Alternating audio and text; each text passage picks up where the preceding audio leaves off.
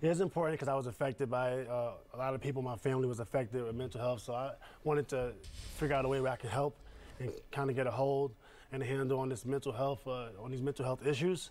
And I'm just trying to play my part in society and things like that. Now, Lisa, you have a lot of curiosity when it comes to the coaches, right? Yeah, so Metta, I don't really want to put you on the spot, but you've been coached by Phil Jackson, by Mike Brown, and now Mike D'Antoni. Just tell us a little bit in terms of philosophies. You won with Phil Jackson.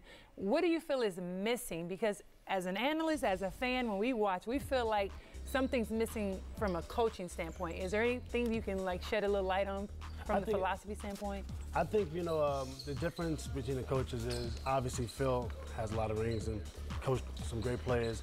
I think Phil's a little bit more, you know, demanding of the superstars. And I think at times, collectively, we kind of took advantage of Mike Brown and Mike D'Antoni, not really giving them enough respect, which wasn't fair to them. And so next year, we just got to make sure that we let these coaches coach. These coaches are great coaches for a reason. They are Laker coaches for a reason. And I think if we let them do their job, you know, we'll have a successful year, and then let the players do their job. You know, at times, you know, you might not like how a player plays, but it's his style. That's how he gets, you know, his paid. That's how he's productive. Like a guy like Antoine Jameson. And but you let those players play, you let them coaches coach, and then everything will work out. Let me ask you this, Metta, in the chemistry department as far as the Lakers this year, chemistry can sometimes come with an attitude or within the team. Which was it with you guys as far as not wanting to play a certain kind of style? Yeah, I think with us it was not really giving, you know, the system a chance, and then not giving some players a chance. We was like kind of fighting against each other. Not fighting, but it was just, you know, there was no chemistry. You know, and as we got later on into the season, you saw Antoine started to play well. The offense started to work. Ball was moving, and everything started. We was 28-12 or something like that. Right. And that's so I have a question for you then, because when you play with a team, and we know, like, when you have a superstar on the team, it needs that superstar. Somebody needs to embrace the whole group and pull you. Who's working on the Lakers to pull the team together when you say there's so much division? Kobe's doing his own thing. He's the drummer. He's leading.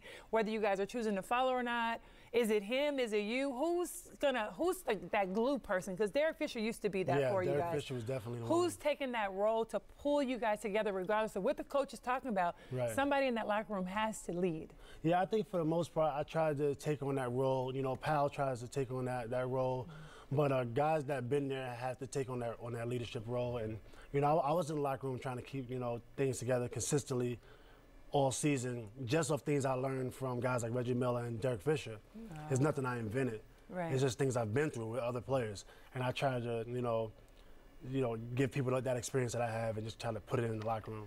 You know, Cooper, I'm going to touch on something you said off the air. If there weren't all these injuries, Metta, this year, there wasn't any disruption at the beginning of the season, you know, about 8 games into the season, you switch coaches and all that. Where do you see the Lakers right now in the Western Conference Finals, possibly going after your 17th championship? I think this year we would have been a better team without those injuries. Dwight was not supposed to play until January. He came back too early, I think. But he wanted to prove to everybody who was talking about him that he can play, you know, through injury.